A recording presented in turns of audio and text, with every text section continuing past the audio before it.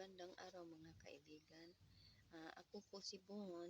Matagal-tagal na rin tayong hindi nagkita sa YouTube. Ito na naman ako. Gusto ko sana nahiramin yung mga kunting panahon lang ninyo upang tayo mag-usap-usap about sa ating mga buhay-buhay ngayon. Sa panahon ngayon, napakahirap talaga isipin kung tayo ay walang eksaktong mapagkikitaan kasi napakamahal na ng bilihin, lalo't na sa bigas, sa ulam, kahit na sa gulay, mahal na rin. Kaya kailangan tayong magtrabaho. Pero kahit ano pang gawin natin, ang iba sa atin, hindi pa rin kasya ang ating kinikita. So pag nagkaganon, problema kailangan tayong kumain ng 3 beses sa isang araw. Meron pang snack. Nakasanayan na natin yan eh. Pasensyahan niyo ako ha.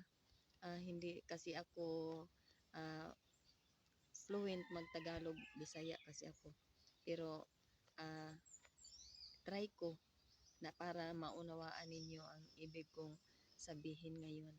So ngayon mga kaibigan, patuloy tayo sa ating usap-usapan.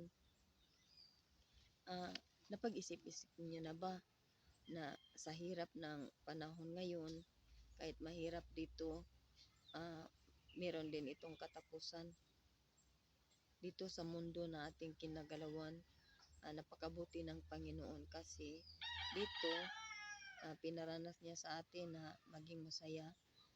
Minsan, malungkot na naman, mayroong problema, minsan wala namang problema, maligaya, minsan masaya, malungkot, lahat ng mga feelings na pwede nating maranasan, pinaranas niya. Minsan mabuti ang ating pakiramdam, palusog tayo. Minsan naman kahit gaano pa natin iniingatan ang ating mga sarili, magkasakit pa rin tayo. Na-question nyo na ba yun sa sarili nyo kung bakit nagkaganon? Bakit may mga panahon na mayroon tayong sakit, may mga panahon naman na wala tayong sakit, may panahon na nagutom tayo, may panahon na busog naman tayo, may panahon na bungacious tayo, may panahon na gipit naman tayo. May panahon na mainit ang araw, may panahon din na malamig ang panahon. No? Ganun, no? In short, mix talaga dito sa mundo ang feelings natin. Pero alam nyo na ba, na sa kabilang buhay, sabi ng Biblia, separated na yon, 2 lang ang lugar na pwede nating puntahan doon. Ang isang lugar na pwede nating puntahan, sabi ng Biblia, napakasakit, napakalungkot, napakainit, lahat ng hirap na dinanas mo dito sa mundo, sabi ni Apostol Paul, hindi raw ito sapat ika-compare sa hirap na dadanasin mo sa lugar na yun. Alam nyo kung bakit? Dinescribe ito sa Biblia. Ito ang Biblia, hawak ko. Dinescribe niya dito isinulat ito ni Saint Mark. Sabi niya dito sa Mark 9:44, where their worms died not, and the fire is not quenched. Yan ang sabi niya sa 44. Inuulit niya sa 46, sabi niya, where their worms died not, and the fire is not quenched.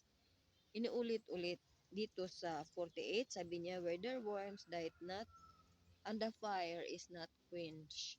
May mga Biblia na inumit nila ang 44. Pero, pagdating dito sa 48, nandun. Ang ibig sabihin ni Mark, sa lugar daw na patutunguhan natin sa kabilang buhay, napakapait, napakasakit. Alam nyo, meron siyang uod na hindi namamatay sa apoy. Ang lugar na ito, ang apoy ay hindi namamatay rin. In other books, sabi dito, it is called a lake of fire. Ang lugar na ito ay sinasabi natin sa Tagalog na dagat-dagatang apoy. Kaibigan, kung dito sa mundo, may mga panahon na mainitan tayo sa araw. Tulad ngayon, mainit na ang araw, kaya nandito ako sa lilim ng aking punong bayabas. Mahangin kasi dito, masarap. So, pag nainitan tayo, pwede naman tayong pumunta sa maililim ng puno, o kaya di magdala tayo ng payong, o kaya magsuot tayo ng hat or cap. Pero sa lugar na ito, wala kang pwedeng madala kasi dagat-dagatang apoy ang sabi dito. So kung nakaligo ka na ng dagat, isipin mo na lang, yun dagat, tubig yun. Pero ang sabi ng Biblia, hindi ito tubig, kundi dagat-dagatang apoy. So apoy ito, kabaliktaran sa tubig. So kung ang tubig ay malamig, syempre ang kabaliktaran yun is mainit, So ang dagat-dagatang apoy ay mainit.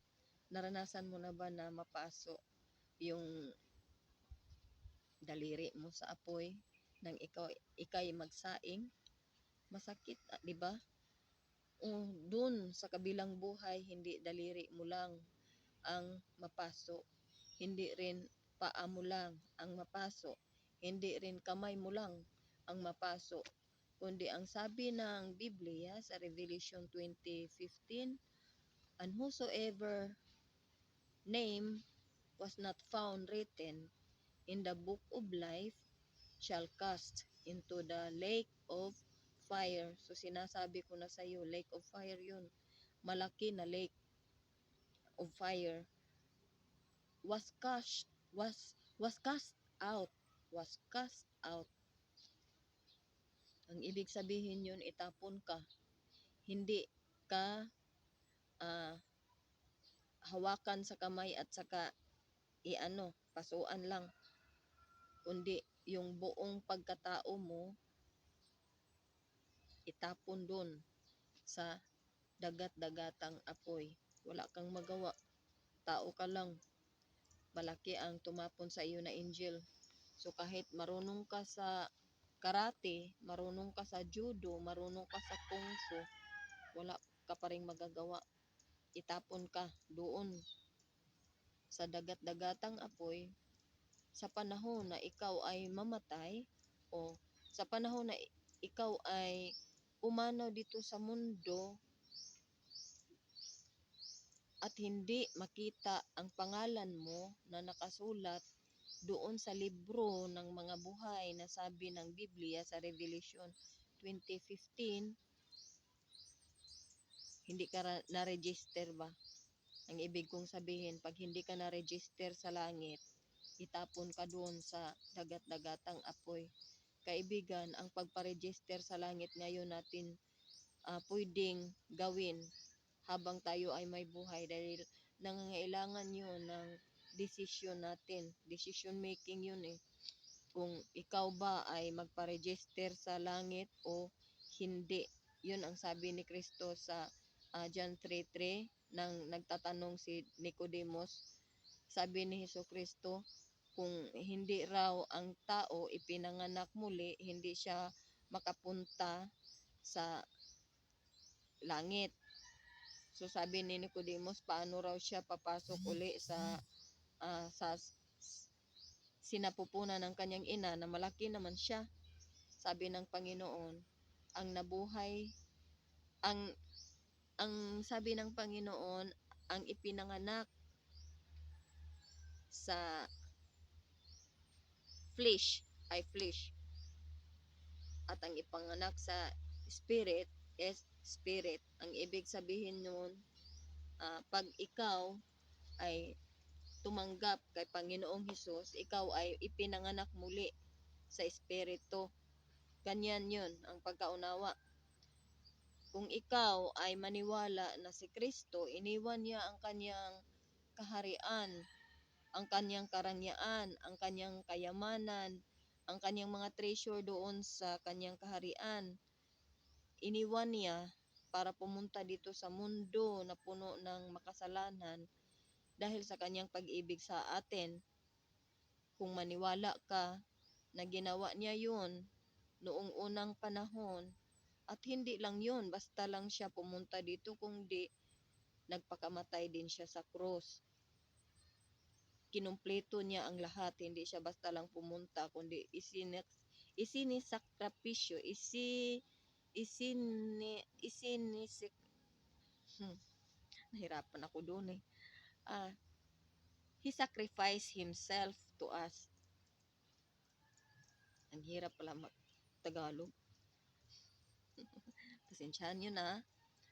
Si Hesus Kristo ay nagpakamatay sa cross para iligtas tayo.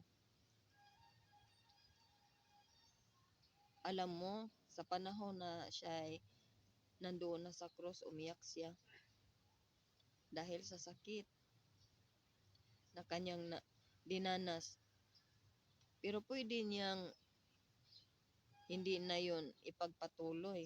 Diyos siya eh. Isang word lang niya, napaka-powerful, patay tayong lahat. Pero bakit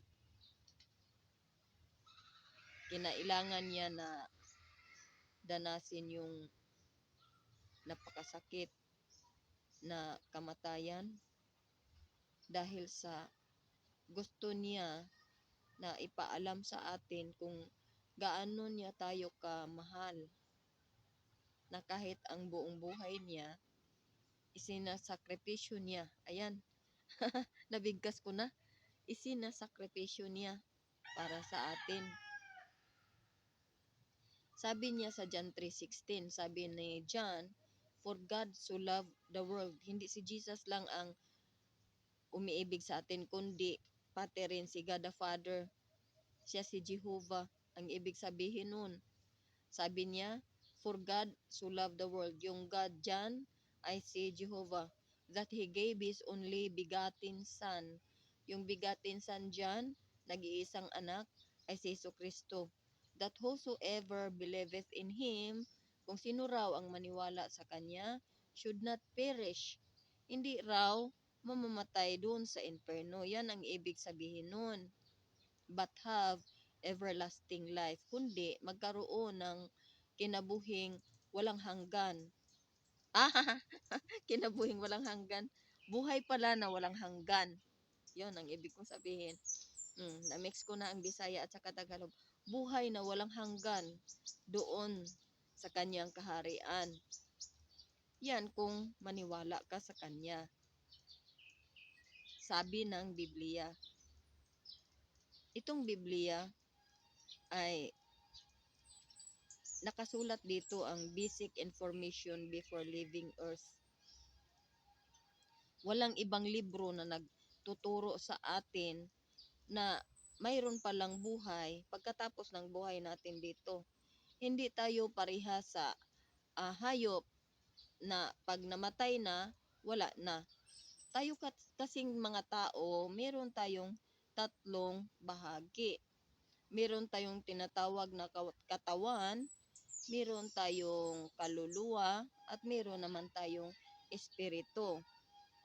Maraming panahon ito binigkas sa Biblia. Pero ito'y may hanap din natin sa 1 Thessalonians. Sabi niya, tatlo tayo. Tatlo tayo. Anong ibig sabihin nun? May tatlo tayong bahagi. Yan. Tatlo tayong bahagi. Meron tayong katawan, meron tayong kaluluwa, meron din tayong espiritu. Ang kaluluwa natin, pag tayo ay mamatay, at saka espiritu, pag aalis sila sa ating katawan, ang tawag natin ay patay. Pag umalis si kaluluwa, umalis din si espiritu, ang katawan ay patay. Sabi sa Ezekiel at saka sa Ecclesiastes, pag namatay daw ang tao, yung espiritu babalik agad sa Panginoon na nagbigay sa kanya sa atin. Dahil ang Espiritu, bi- ah, nilagay lang niya sa atin para malaman natin na mayroong Diyos na makapangyarihan na lumikha sa atin. At ito naman si kaluluwa, siya ang tunay na pagkatao. Kung ikaw ay may itak, 'di ba? Ang itak mo ay merong ah, anong tawag doon? Yung sa Bisaya, yung sakuban, meron siyang cover, no? Itong body natin para lang itong cover, o para lang itong sisidlan kumbaga. Parang sisidlan lang siya kumbaga. Pag ang totoong pagkatao yung kaluluwa mo. Itong katawan natin, sabi sa Genesis, lupa ito. Sabi din sa Ecclesiastes, lupa ito. Kaya ito ay lupa. Pag ito ay namamatay, babalik ito sa lupa. Narinig na ninyo yan, no? Kahit sa paligid natin, makita natin pag mayroon namamatay na mga kilala natin o kaya kapamilya natin, ilagay natin sa sementeryo, babalik yan sa lupa ang mga laman nila. Tayo din, babalik sa lupa ang katawan natin.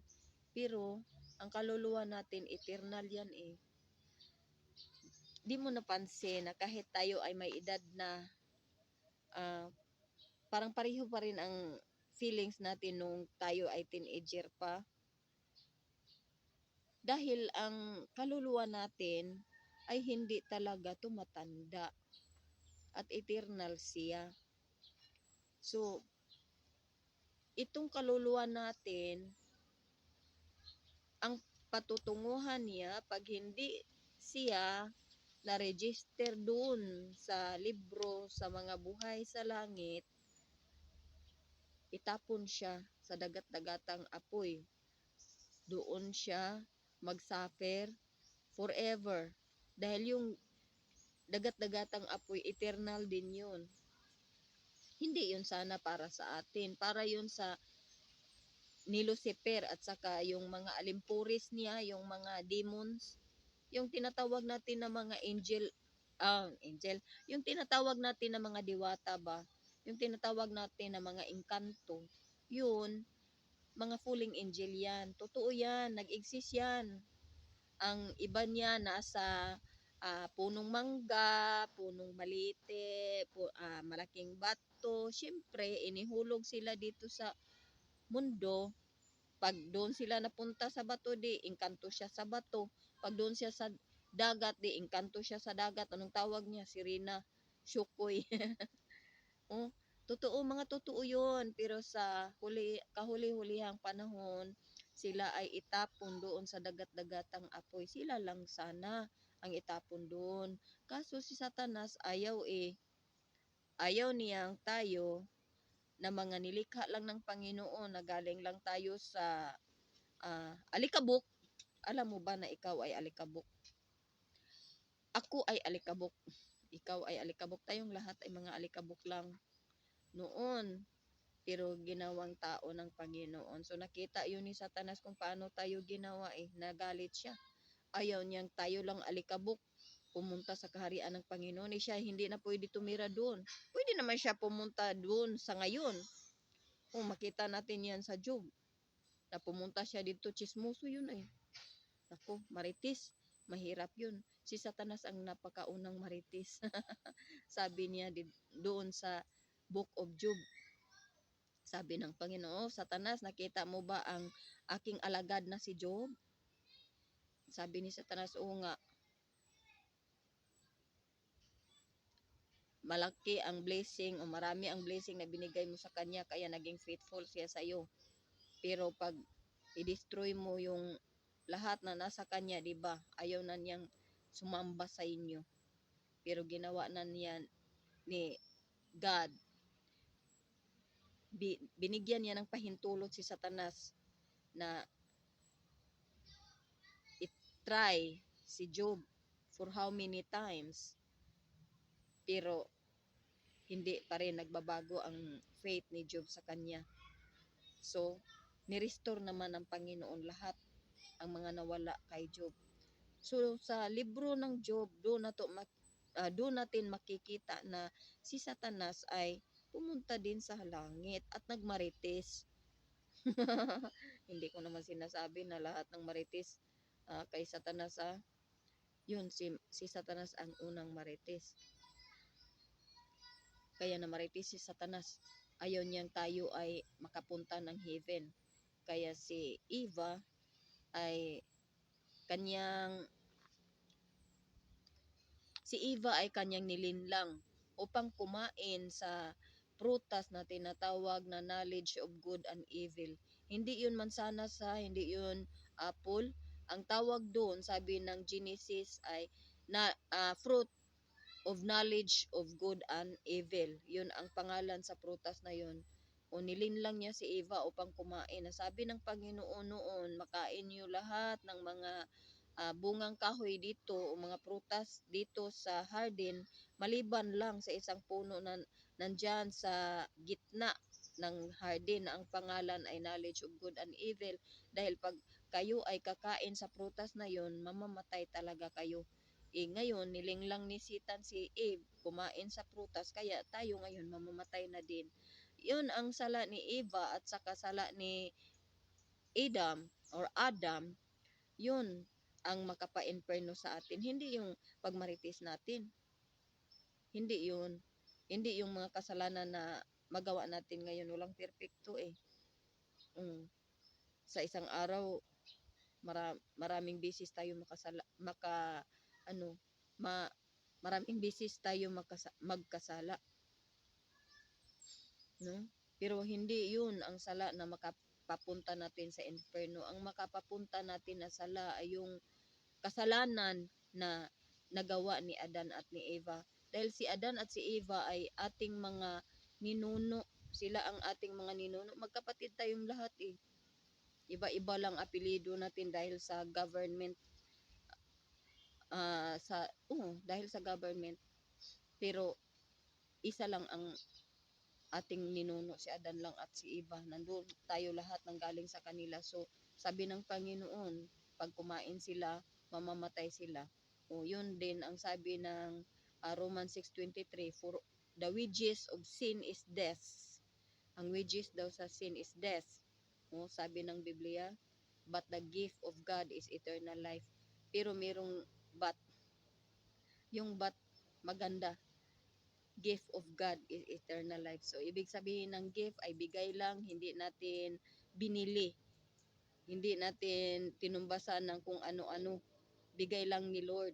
Si Jesus Christ, nasabi niya sa John 3:16 that He gave. So, gift.